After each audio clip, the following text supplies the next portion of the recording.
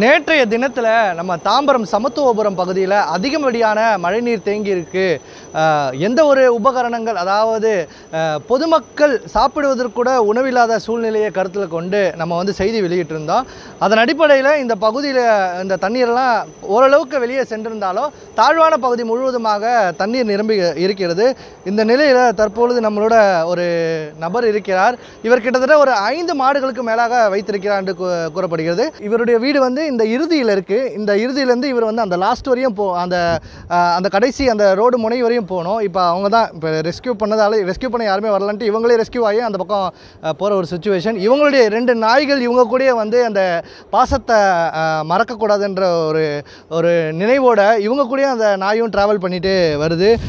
ஆனால் வணக்கண்ணே, உங்கள் மாடு எத்தனை மாடு இறந்துடுது, அதை பற்றி சொல்லுங்கள். மாடு காணும். ஒரு மாடு இறந்து போய் பார்த்துட்டோம். 3 நல்லா அரை மாடு, 3 மாடு செத்து போச்சு. எடுத்து தண்ணியிலே காவால் விட்டுட்டேன். வேறு எதுவும் பண்ண முடியாது. இப்போ புதைக்கவும் முடியாது, ஒன்றும் பண்ண முடியாது. ஏன்னா அந்தளவுக்கு தண்ணி காவால் விட்டுட்டேன். நான் எதுவும் பண்ண முடியல என்னால் சூழ்நிலை. இப்போ தண்ணி சுற்றி இருக்கிறதுனால ஒன்றும் வேறு வழியே இல்லைன்ற பட்சத்தில் தண்ணியில் அப்படியே விட்டுருக்கேன். தண்ணி வடிஞ்சால் நோண்டி புதைக்கணும். தண்ணி வடிஞ்சால் தான் புதைக்கணும். வெடிக்கிறதுக்கு எவ்வளோ கஷ்டமாக இருக்குது. நீங்கள் ஆசாசியாக வளர்த்துருப்பீங்க இந்த மாடுகளை, உங்களை விட்டு பிரியாமல் இந்த நாய்ங்களும் உங்கள் கூடயே இருக்குது. இந்த ஒரு சுச்சுவேஷன் எப்படி இருக்குது? எங்களுக்கே இது ஒரு கண் கலங்குது இதை பார்க்கும்போது. என்ன பண்ணுறது, நம்ம குழந்த மாரி வளர்த்துட்டோம், அதை விடவும் முடியல. விடாத தான் இப்போ இவ்வளோ தண்ணியிலையும் பாருங்கள், நெஞ்சளவு தண்ணியில் யாரையும் இப்போ நேற்று 2 ஆள் தண்ணி போயிடுச்சு. அதுலேயே போய் நாய்களுக்கு சோத்தை வச்சுட்டு அந்த மாடு செத்து போன மாடெலாம் வெளிச்சு ஓரமாக விட்டு வச்சுட்டு வந்துட்டேன். இன்றைக்கி போய் அதையும் கொஞ்சம் கிளியர் பண்ணிட்டு வரேன். என்ன பண்ண முடியும், நம்மளோட சூழ்நிலை அதுமாரி இருக்குது. நம்ம எதுவும் சொல்கிற மாரிலாம் இல்லை.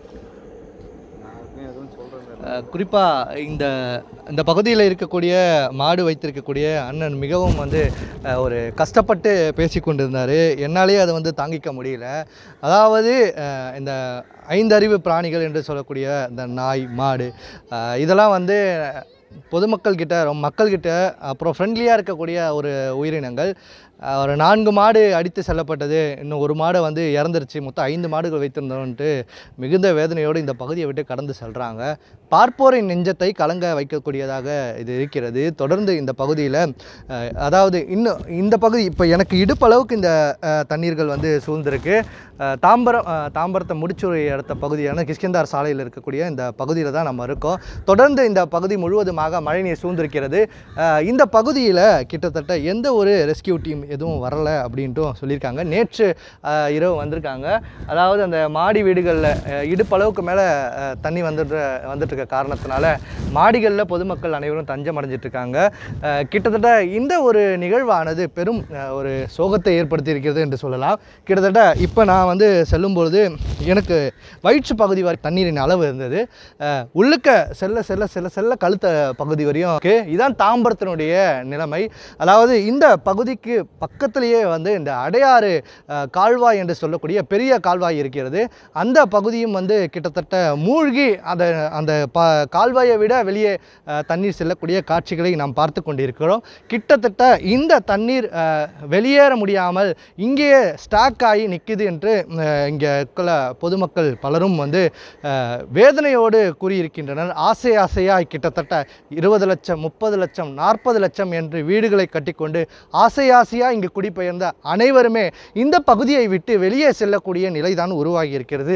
இதுதான் தாம்பரத்தினுடைய நிலைமை. தற்பொழுது இந்த இடம் என்பது தாம்பரம் கிஷ்கிந்தா சாலையில் உள்ள இந்திரா நகர், அதாவது லெஜண்ட் ஃப்ளாட் என்று சொல்லக்கூடிய இந்த பகுதியில் தான் நம்ம இருக்கோம். இதற்கு பின்புறம் அரசால் கட்டப்பட்ட குவார்டர்ஸ் ஒன்று இருக்கிறது. அங்குள்ள பொதுமக்களும் மிகுந்த ஒரு வேதனை சந்தித்து கொண்டிருக்கிறார்கள்.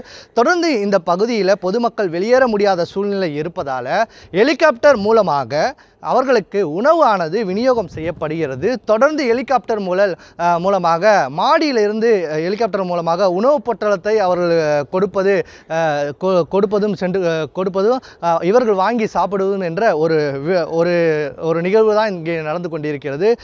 தற்பொழுது இந்த பகுதி முழுவதுமாக வெள்ளக்காடாக சூழ்ந்திருக்கும் காட்சிகளை தான் நாம் பார்த்திருக்கிறோம். கிட்டத்தட்ட ஒரு 50க்கும் மேற்பட்ட குடும்பங்கள், கிட்டத்தட்ட ஒரு 1000க்கும் மேற்பட்ட நபர்கள் இந்த பகுதி முழுவதுமாக வசிப்பதாக கூறப்படுகிறது. இந்த நிலையில் இப்பகுதி மக்களுக்கு இந்த ஒரு பகுதியில் இவ்வளவு மழைநீர் சேமித்து தேங்கியிருப்பது என்பது ஒரு மிகுந்த ஒரு வலியை தருகிறது என்று சொல்லலாம். தொடர்ந்து அந்த மாடியில் இருந்து கூட அவர்கள் பார்த்து கொண்டிருக்கிறார்கள். அவர்களெல்லாம் வெளியே வர முடியாத ஒரு சூழ்நிலையும் உருவாகி இருக்கிறது.